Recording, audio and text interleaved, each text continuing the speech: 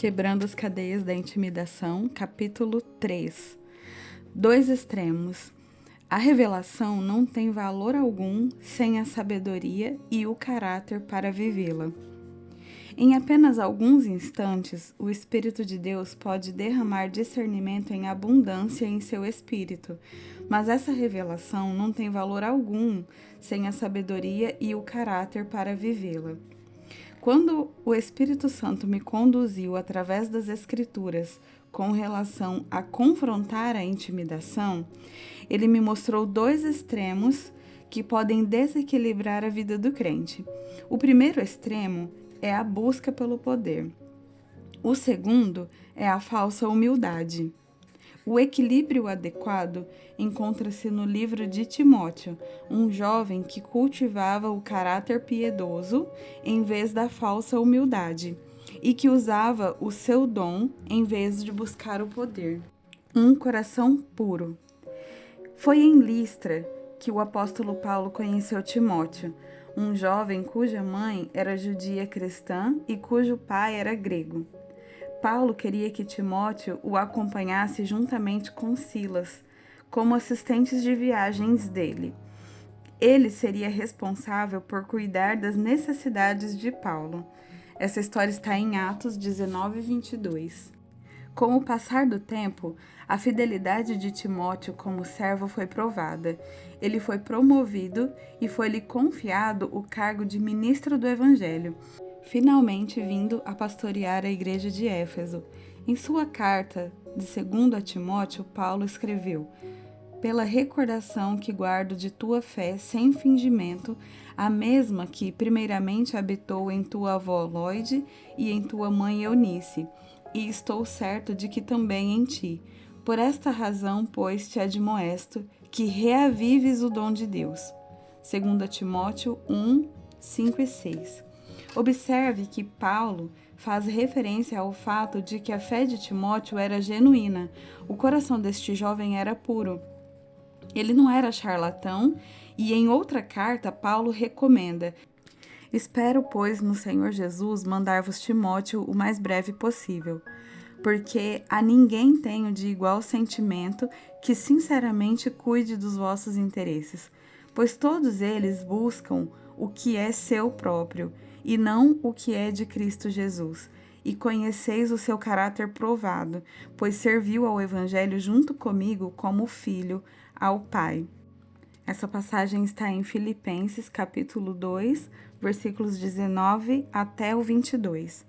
Fica claro aqui que o caráter de Timóteo estava fora de questão. Na qualidade de cristão, o caráter deve ser a nossa prioridade máxima e a nossa busca maior. O que o nosso Pai procura não é poder, mas caráter. É triste saber que muitos na igreja buscam o poder e a unção do Espírito, enquanto deixam de lado a busca por um caráter devoto. O versículo de 1 Coríntios 14:1 nos instrui: buscai o amor e desejai com zelo os dons espirituais. Entretanto, nós pervertemos esse mandamento. Nós buscamos os dons e a unção e apenas desejamos os frutos do amor em nossas vidas. Deus é amor, e até que andemos em amor, não atingiremos a sua natureza. Um extremo, buscando o poder e não o caráter. Alguns cristãos viajarão grandes distâncias, centenas de quilômetros, para irem a um culto de milagres, profecias e unção, mas não estão dispostos a tratar a ira, a falta de perdão ou a amargura em seus corações. Isso é evidente de que a ênfase deles está no poder e não no caráter. As manifestações espirituais nesses cultos podem ser de Deus, mas precisamos tratar com o homem interior também. Essa ausência de disposição para tratar com o homem interior abriu as portas para o engano na vida de muitas pessoas. Embora a igreja esteja passando por um período de refrigério neste tempo, o pecado precisa ser tratado. É maravilhoso ver que as pessoas estão tão famintas pelo poder de Deus, mas não devemos negligenciar a pureza de coração. Estamos vendo muitos pastores caindo, mas eles não caíram quando cometeram o seu primeiro ato de imoralidade. Na verdade, eles começaram a cair antes, no dia em que o sucesso no ministério se tornou mais importante do que o relacionamento íntimo deles com Deus. É claro que nós não vemos isso acontecer apenas entre pastores, mas também dentro de suas congregações. Jesus disse: "Bem-aventurados os limpos de coração, porque verão a Deus." Ele não disse: "Bem-aventurados os que têm um ministério de sucesso." Ele disse que sem um coração puro, você não verá a Deus. Naturalmente, Jesus é o único que pode nos dar um coração puro. Não é algo que podemos conquistar, é algo que não tem preço e que é gratuito. Não tem preço pelo fato de que exigiu a morte do Filho de Deus, e é gratuito pelo fato de ser dado sem custo a todos que o buscam. Eu costumava orar: "Deus, usa-me para ganhar os perdidos. Usa-me para curar multidões e para libertar as massas." Eu orava assim por vezes seguidas, e essa era a medida de minha busca por Deus.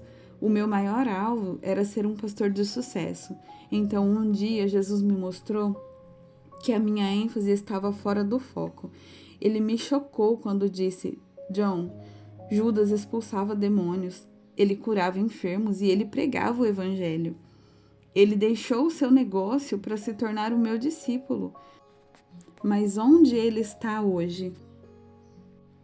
Isso me atingiu como uma tonelada de tijolos. E Deus prosseguiu dizendo: "O alvo do alto chamado do cristianismo não é o poder de Deus ou o ministério, é conhecer a mim." Mais tarde, quando minha esposa orava para ser usada dessa mesma forma, Jesus interrogou-a: "Lisa, você já foi usada por uma amiga?" E ela respondeu: "Sim." E Jesus perguntou: "Como você se sentiu?" E ela respondeu: "Eu me senti traída." Então ele respondeu: "Lisa, eu não uso as pessoas. Eu coloco nelas a minha unção e as curo, as transformo e as moldo à minha imagem, mas não as uso." Como você descreveria um relacionamento de uma mulher casada cuja única ambição fosse gerar filhos para o seu marido? Ela só teria intimidade com ele quando isso produzisse a descendência que ela queria. Ela não teria interesse algum em conhecer o seu marido pessoalmente. Eu sei que isso parece absurdo, porém, qual é a diferença de chamarmos a Deus para que Ele nos use para salvar pessoas quando nós mesmos não o buscamos para um relacionamento e a comunhão com Ele? Quando tivermos intimidade com Deus, reproduziremos assim como Ele deseja. O povo que conhece o seu Deus se tornará forte, realizará grandes proezas. A única ambição de Paulo era conhecer Deus. Moisés disse: "Rogo-te que me faças saber neste momento o teu caminho para que eu te conheça."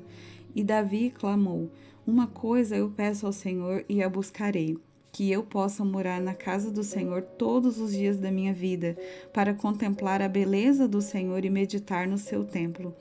E em Salmos 63:1 ele diz: "Minha alma tem sede de ti, o meu corpo te almeja."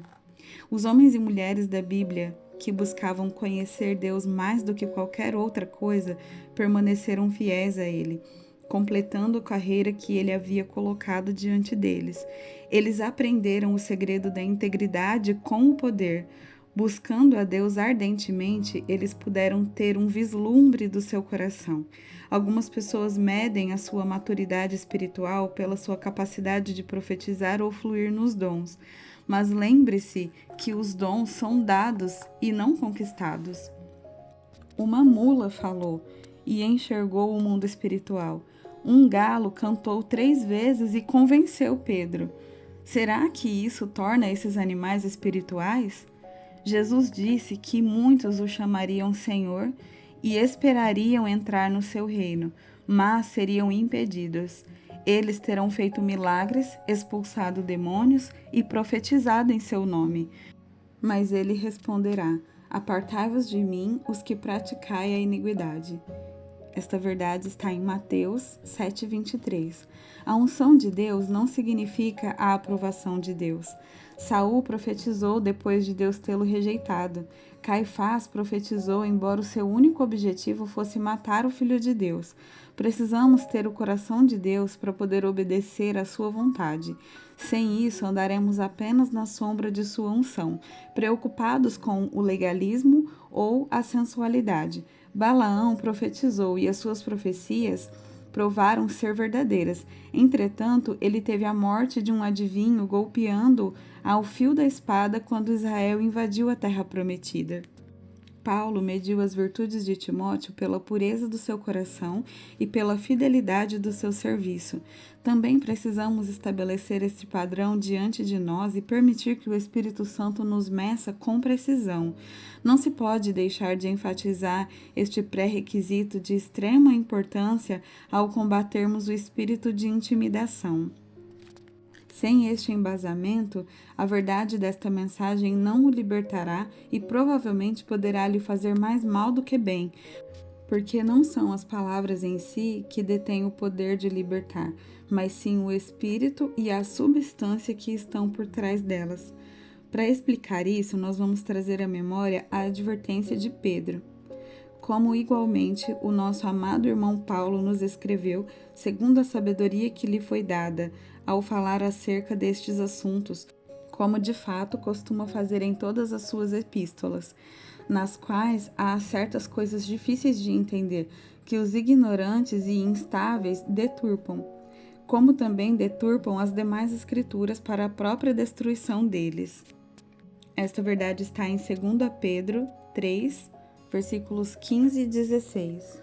É mais importante buscarmos um relacionamento correto com Deus do que uma fórmula para nos movermos no seu poder. Com base nessa afirmação, examine as primeiras palavras de Paulo em 2 Timóteo. Depois de deixar clara a pureza de coração de Timóteo, Paulo escreveu: Por esta razão, pois, te admoesto, que reavives o dom de Deus. Preste atenção nas palavras por esta razão. As instruções de Paulo a Timóteo com relação à libertação do dom de Deus em sua vida não seriam válidas se a sua fé não fosse genuína. Agora vamos continuar. O outro extremo é a falsa humildade. Pela recordação que guardo de sua fé sem fingimento, a mesma que primeiramente habitou em tua avó Lóide e em tua mãe Eunice, e estou certo de que também em ti. Por esta razão, pois, te admoesto que reavives o dom de Deus que há em ti pela imposição das minhas mãos. Essa verdade está em 2 Timóteo 1, 5 e 6. Por esta razão, pois, te admoesto. Paulo estava se referindo à sua primeira carta a Timóteo, onde ele exortava: não te faças negligente para com o dom que há em ti, o qual te foi concedido mediante profecia, com a imposição das mãos do presbitério. Paulo enfatizou a Timóteo a importância de não negligenciar o dom de Deus, escrevendo sobre isso uma segunda vez, sendo esta uma das primeiras coisas que mencionou em sua carta. Para entendermos o que significa não negligenciar o dom, nós vamos dar uma olhada em alguns antônimos, o contrário de negligenciar.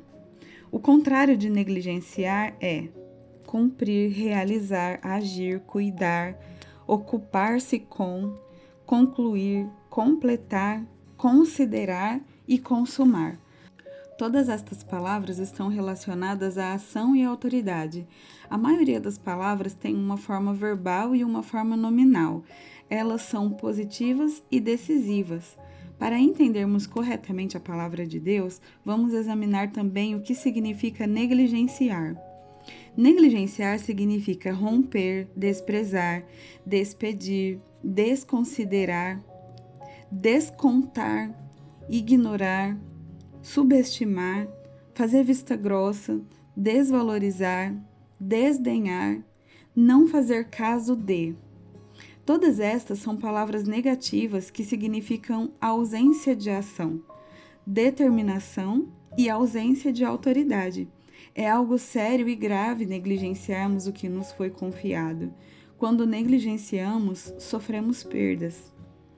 O extremo oposto de simplesmente buscarmos o poder é viver naquilo que descrevo como um estado de falsa humildade. As pessoas que vivem nesse estado reconhecem a importância de buscar o caráter de Deus, mas param por aí. Elas nunca se aventuram a desenvolver os dons de Deus que estão sobre suas vidas porque elas têm medo. Elas evitam qualquer coisa que envolva o confronto, interpretando isso com falta de amor e de caráter cristão. Refiro-me a essas pessoas como pessoas de boa paz. À primeira vista, manter a paz pode parecer atraente, mas Jesus nunca disse bem-aventurados os que mantêm a paz. Em vez disso, ele disse bem-aventurados os pacificadores, porque serão chamados filhos de Deus. Os que mantêm a paz evitam o confronto a qualquer preço. Eles farão de tudo que puderem para preservar uma falsa sensação de segurança para si, que entendem erroneamente como sendo paz. O pacificador, por outro lado, ele confrontará com ousadia, independente do que isso possa lhe custar, porque ele não se preocupa consigo mesmo. O pacificador, ele é motivado pelo seu amor a Deus e à verdade. Somente sob essas circunstâncias é que a verdadeira paz pode florescer. Há paz no reino de Deus. Entretanto, essa paz não vem pela ausência de confronto. Como Jesus mencionou, o reino dos céus é tomado por esforço, e os que se esforçam se apoderam dele. Existe uma oposição violenta ao avanço do reino de Deus. Nós frequentemente pensamos, vou simplesmente ignorar isso e logo passará. Mas nós precisamos acordar e entender que aquilo que não confrontamos não mudará. É por isso que Judas encoraja os santos dizendo: Amados, quando empregava toda a diligência em escrever-vos acerca da nossa comum salvação, foi que me senti obrigado a corresponder-me convosco, exortando-vos a batalhardes diligentemente pela fé que uma vez por todas foi entregue aos santos. Esta verdade está escrita em Judas 3. Observe que ele disse: batalhardes diligentemente. Ele não disse esperar que o melhor aconteça. Batalhar significa lutar ou guerrear. O cristianismo não é um estilo de vida fácil. Há oposição e resistência constante à nossa busca por Deus, tanto na esfera natural quanto na espiritual. Paulo fortaleceu Timóteo dizendo: receba a sua porção de sofrimento como um bom soldado de Jesus Cristo, como eu faço. E como soldado de Cristo, não se deixe prender pelos negócios deste mundo. Estamos envolvidos em uma guerra. Nós devemos ter a atitude de um soldado. Não devemos recuar diante do mal, mas nós devemos vencer o mal com o bem pela graça de Deus. Romanos 12, 21. As cartas de Paulo eram ordens para Timóteo marchar enquanto ele pastoreava a igreja de Éfeso. Timóteo enfrentou desafios, havia doutrinas falsas que deviam ser expulsas, conflitos e competições que deviam ser paralisados. Além disso, líderes deviam ser levantados para que uma igreja forte e madura pudesse se desenvolver. E estas eram apenas algumas das responsabilidades mais óbvias que ele deve ter enfrentado. Estou certo de que houve muitas oportunidades para o confronto. Eu tenho certeza de que acusações e calúnias foram lançadas contra ele por homens imaturos ou maus que estavam no meio da igreja. Além de tudo isso, ele tinha outro obstáculo a vencer, a sua idade. Ele era um jovem em uma igreja onde havia muitas pessoas mais velhas. Isso, por si só, poderia abrir uma porta para a intimidação.